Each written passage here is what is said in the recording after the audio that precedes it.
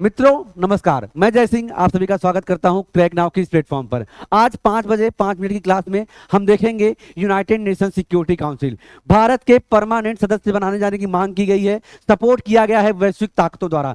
जी हाँ, क्या मुद्दा है, भारत अब तक परमानेंट सदस्य क्यों नहीं बन पाया यूनाइटेड नेशन सिक्योरिटी काउंसिल का, साथ ही क्या अड़चने हैं और परमानेंट सदस्य बनने के बाद क्या विशेष मिलेगा भारत को, उसके संदर्भ में बात करेंगे। तो आइए कहानी शुरू करते हैं। अगर हम चर्चा में क्यों रहा बात करेंगे तो फ्रांस के राष्ट्रपति इमैनुअल मैक्रों ने भारत को संयुक्त राष्ट्र सुरक्षा परिषद का स्थायी सदस्य बनाने की मांग की है। दरअसल लास्ट में मीटिंग हुई, समिट हुआ, जिसमें संयुक्त राष्ट्र की आम सभा में 69वीं बैठक को संबोधित करते हुए इन्होंने कहा कि भारत, ब्राजील, जापान और सुरक्षा को परिषद का स्थायी सदस्य बनाया जाना चाहिए। मैक्रो ने कहा कि जब तक सुरक्षा परिषद के स्थायी सदस्य अपने हितों को लेकर एक दूसरे के प्रस्ताव को रोकते रहेंगे तब तक सुधार होने की संभावना कम है और जो वैश्विक विस्तार है देश का, वैश्विक विस्तार है इस संस्था का, वह अधर में जाता रहेगा। उन्होंने कहा क्या वहां एक अच्छी व्यवस्था काम कर रही है? मुझे ऐसा नहीं लगता। इसलिए आइए संयुक्त राष्ट्र को प्रभावी बनाया जाए, लेकिन इसके लिए और अधिक सदस्य बनाए जाने चाहिए। इसलिए फ्रांस सुरक्षा व्यवस्था के जो सुरक्षा व्यवस्था है उसके विस्तार का समर्थन करता है। मैक्रों ने कहा भारत, जापान, जर्मनी और ब्राजील को संयुक्त राष्ट्र सुरक्षा परिषद का स्थायी सदस्य बनाना जाना चाहिए। इसके साथ ही अफ्रीका की ओर से नामित अफ्रीकी महाद्वीप के 2 देशों को भी इसका सदस्य बनाया जाए। अगले साल संयुक्त राष्ट्र की स्थापना के 80 साल हो जाएंगे, लेकिन सुरक्षा परिषद के स्थायी सदस्यों की संख्या बढ़ाई नहीं गई है। चीन, फ्रांस, रूस, ब्रिटेन, अमेरिका को ही स्थायी सदस्यता मिली है। तो 5 जिसे P5 कंट्रीज कहते हैं, जिसमें चीन है, फ्रांस है, रूस है, ब्रिटेन और अमेरिका है, यही वहां के परमानेंट सदस्य हैं। इन देशों के संगठन G4 ने एक बार फिर संयुक्त राष्ट्र सुरक्षा परिषद की स्थायी सदस्यता दिए जाने की मांग की है। L69 और C10 देशों के समूह ने भी इसका समर्थन इसके साथ ही किया।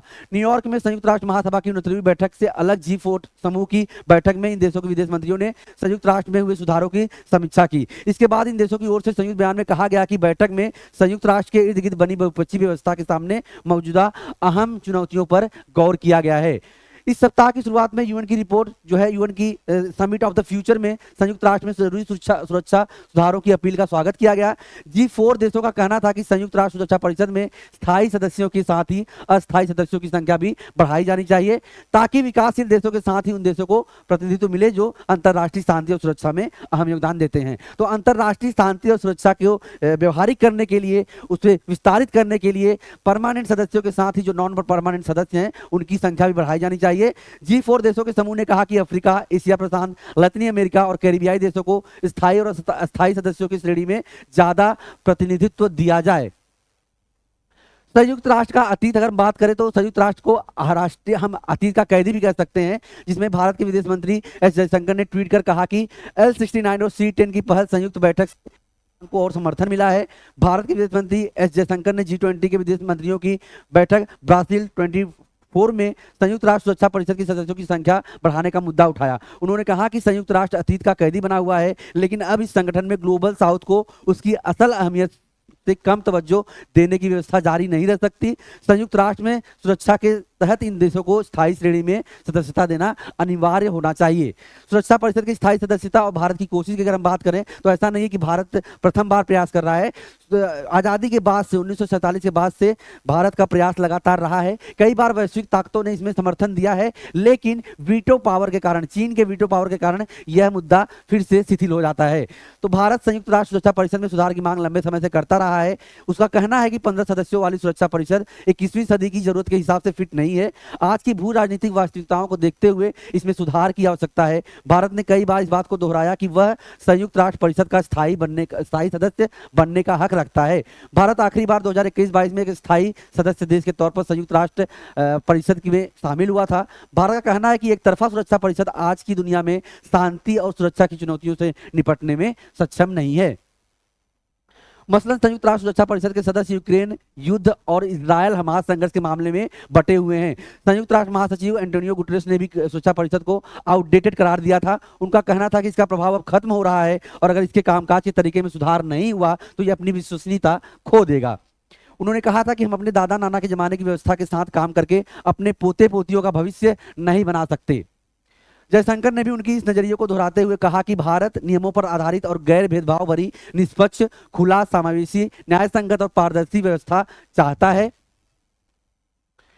अब हम बात करेंगे यूनेस्को में UNSC United nation security council में सुधारों की आवश्यकता क्यों है। तो बात करेंगे तो यूएनएससी की जो गैर लोकतांत्रिक प्रकृति है, दो क्षेत्रों उत्तरी अमेरिका और यूरोप को छोड़कर अन्य क्षेत्रों को या तो कम प्रतिनिधित्व दिया जा रहा है जैसे एशिया, या बिल्कुल भी प्रतिनिधित्व नहीं दिया जा रहा है जैसे अफ्रीका, लैटिन अमेरिका, छोटे विकासशील द्वीपीय राज्य। वीटो पावर का दुरुपयोग, जो P5 कंट्री हैं उनके द्वारा वीटो पावर का इस्तेमाल अपने और अपने सहयोगियों की रणनीतिक हितों की पूर्ति के लिए किया जाता है। उदाहरण के लिए संयुक्त राज्य अमेरिका ने इजराइल फिलिस्तीनी संघर्ष के मामले में अपने सहयोगी इजराइल का समर्थन करने हेतु 16 बार परिषद के प्रस्तावों पर वीटो पेश किया। तो यहाँ पर मुख्यतः यही बात निकल कर आती है कि अपने हित के लिए, अपने स्वार्थ के लिए, हम कह सकते हैं जिससे इनका हित सस्ता है उनके लिए वीटो पावर किया जा रहा है, ना कि वैश्विक शांति और चेतना के लिए। ग्लोबल गवर्नेंस का अभाव है। इंटरनेट, स्पेस, हाई सीज, किसी के EEZ अनन्य आर्थिक क्षेत्र से बाहर जैसे ग्लोबल कॉमन्स के लिए कोई नियामक तंत्र नहीं मौजूद है। साथ ही ये आतंकवाद, जलवायु परिवर्तन, साइबर सुरक्षा, सार्वजनिक स्वास्थ्य, जैसे हम बात करते हैं कोरोना के समय में भी देखने को मिला, तो जैसे वैश्विक मुद्दों पर निपटने के लिए तरीके पर एक मत नहीं है। इन सभी कारकों के कारण संयुक्त राष्ट्र के पूर्व महासचिव कोफी अन्नान ने कहा कि सुरक्षा परिषद को या तो सुधार करना चाहिए या तेजी से अप्रासंगिक होने का जोखिम उठाना चाहिए। स्थायी सदस्यता संबंधी भारत की चुनौतियां क्या क्या हैं? आलोचकों द्वारा यह तर्क दिया जाता है कि भारत ने अभी भी परमाणु प्रसार संधि जो नॉन प्रोलिफरेशन ट्रीटी है, नॉन प्रोलिफरेशन ट्रीटी पर हस्ताक्षर नहीं किए हैं, और वर्ष 1996 में व्यापक परमाणु परीक्षण प्रतिबंध संधि जो कि CTBT कहा जाता है पर हस्ताक्षर करने से भी इनकार कर दिया है। चीन, जिसके पास यूएनएससी में वीटो पावर है, स्थायी सदस्य बनने के भारत के प्रयासों को लेकर चुनौतियां पैदा कर रहा है। यद्यपि भारत की वैश्विक अर्थव्यवस्था में महत्वपूर्ण स्थान पर है और देश का व्यापक आर्थिक बुनियादी ढांचा भी स्थिर है, किंतु मानव विकास सूचकांक जैसे कई सामाजिक आर्थिक संकेतों में भारत का जो रिकॉर्ड है वह काफी खराब रहा है। यही रीजन है कि भारत को परमानेंट सदस्यता नहीं दी जा रही है, जो आलोचक है वह कहते हैं। हिंद महासागर क्षेत्र से परे अपनी सैन्य शक्ति को प्रदर्शित करने की भारत की क्षमता का परीक्षण किया जाना अभी शेष है। इसके अलावा भारत अपनी सैन्य आवश्यकताओं के लिए अमेरिका और रूस से हथियारों के आयात पर बहुत अधिक निर्भर करता है। तो यह था भारत में फ्रांस द्वारा, भारत को यूनाइटेड नेशन सिक्योरिटी काउंसिल में फ्रांस द्वारा सपोर्ट किया गया है कि भारत को भी एक स्थायी सदस्यता दी जानी चाहिए, जिससे यूनाइटेड नेशन सिक्योरिटी काउंसिल का जो वर्तमान भविष्य है आने वाले समय में सुदृढ़ हो पाए और व्यापक समावेशी रूप से यह संस्था काम कर पाए वैश्विक शांति और चेतना, जलवायु परिवर्तन, सामाजिक आर्थिक सुधारों के संदर्भ में। तो क्या सोचते हैं आप, चीन इसमें किस प्रकार से बाधा बन रहा है और साथ ही साथ भारत को किस प्रकार से और त्वरित कदम उठाए जाने चाहिए ताकि इसे परमानेंट सीट मिल जाए? तो देखते रहिए इस चैनल को, चेक कर लीजिए सब्सक्राइब, क्योंकि इस तरह की जानकारी हम आपके लिए लाते रहते हैं। Have a great day. जय हिंद।